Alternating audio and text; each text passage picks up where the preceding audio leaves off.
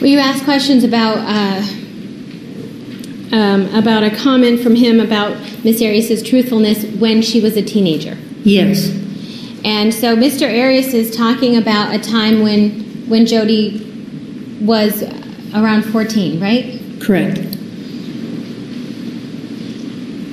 Does it mean anything to you that a parent has an issue with a teenager's truthfulness? Is that unusual? It's not unusual.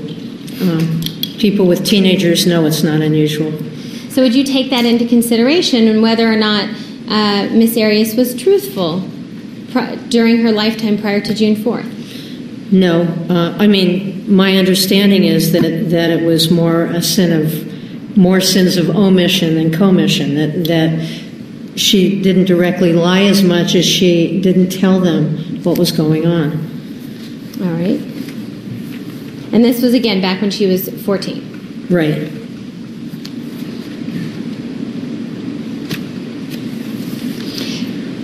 And you remember the prosecutor talking to you about these incidents then? Something from grade school, something from 14, and then something after June 4th, right? Correct.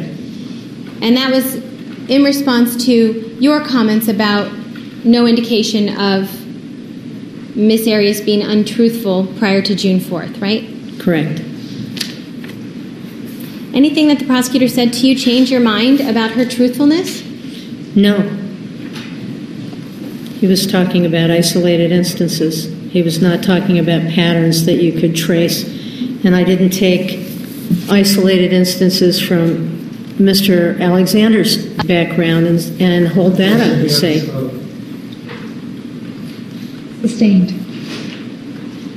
So something that would be considered an isolated incident for Mr. Alexander, would that carry much weight with you? No, it wouldn't. And when you're talking about patterns with regard to Mr. Alexander or incidents with regard to Mr. Alexander, are you speaking in a global sense of patterns that you see with him?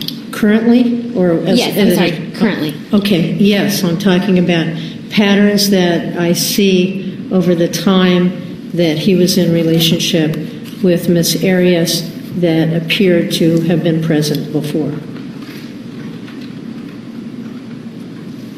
One of the things the prosecutor talked to you about is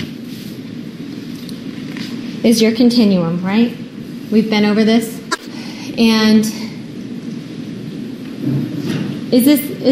how do you use this continuum? I actually have used it a lot in doing training.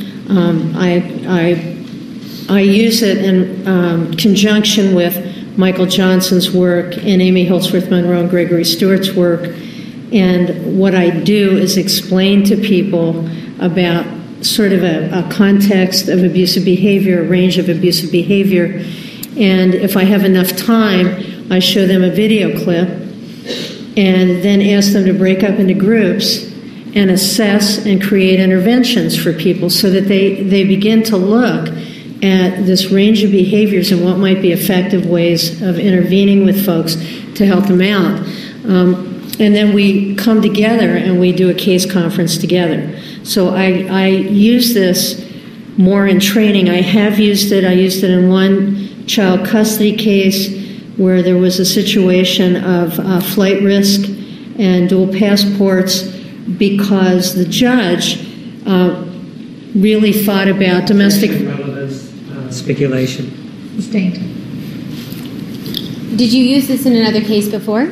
Yes, I used it in a child custody case. All right, so it was not a criminal case? No, it wasn't. And was it to help explain to the judge your opinion? Suggestion made. It was to help explain that terrorism wasn't the only kind of domestic violence. Okay, so is that something that can be helpful with this continuum for people to understand that you don't have to have the most severe type of domestic violence in order for it to be domestic violence? Yes, and that's one of the most difficult areas, I think, for people to look at, is that you don't have to be a terrorist to create fear and apprehension in someone. Okay.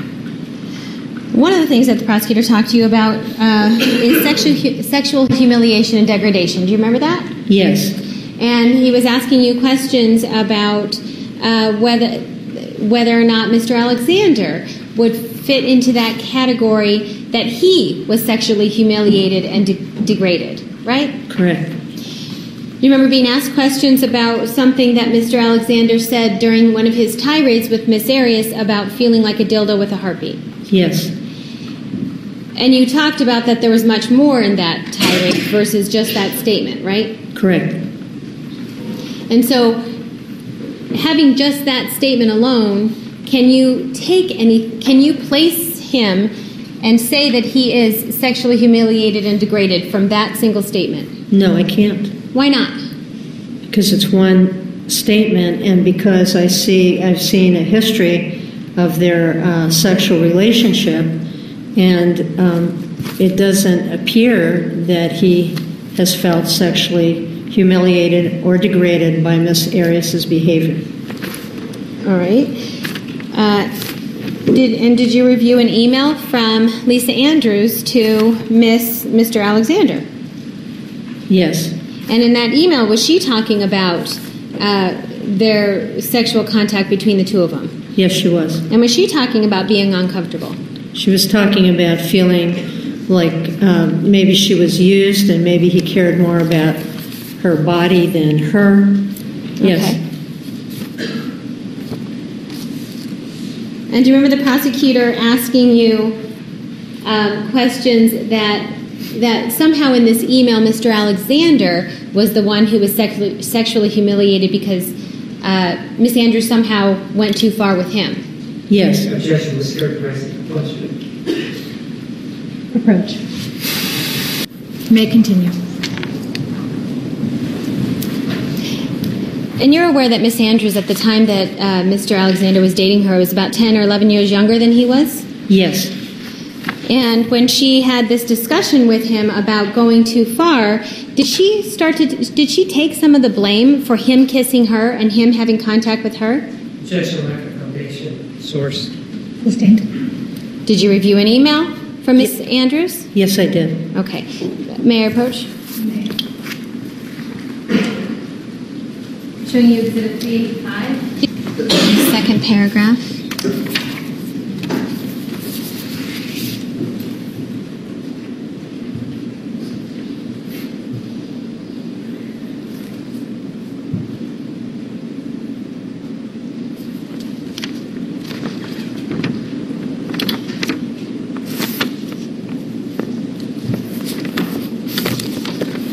All right. So, is she talking to him about actually blaming herself for him kissing her? Yes.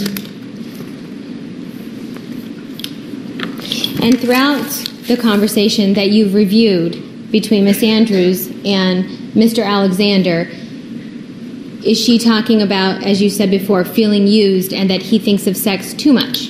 Yes. Is that somebody who you would consider to be sexually humiliated or degraded? That Mr. Alexander is sexually humiliated? Oh, no, I would not. Okay.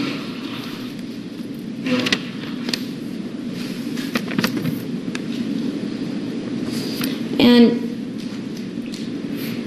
you've reviewed or listened to an audio tape that is a phone sex tape between Mr. Alexander and Miss Arias, right? Correct. And this was May 10th of 2008? Yes, it was. And in listening to the words on that particular tape, does Mr. Alexander in any way sound uncomfortable? No, he doesn't. Does he sound humiliated? No, he doesn't. Does Miss Arias say anything to him that degrades him? Not that I can remember. Okay. On the other hand, did you speak with Miss Arias about some of the sexual contact that she had with Mr. Alexander? Yes. And you remember being asked questions about some of their first sexual contact between the two of them? Yes. And was Miss Arias uncomfortable with it? Yes, she was. Because why? She thought it was too much too soon. Okay. So, but she went along with it anyway, right? Yes, she did. And is that something she talked to you about that she did several times throughout the relationship? Yes. And did she feel that she got more attention from Mr. Alexander when she gave him the sexual things that he wanted? Objection leading. Yes, in fact, she said that Objection beyond scope. Sustained. No, Judge. May we approach? Well, you can ask a follow-up question. She answered yes. So you can ask a follow-up question. All right. Then following up on that, what did she say to you? She said this in an email or one of those written Objection forms. lack of foundation. Email or. Sustained. Whether it's an email or an instant message, does it matter to you? No, Was it written communication? it was written communication. Okay, and what is it that you learned? Objection lack of foundation. Source. Approach, please. Ladies and gentlemen, we are going to take the evening recess. Please be back tomorrow morning at, tomorrow is 10:30. 10:30 a.m. Have a nice evening. Remember the admonition.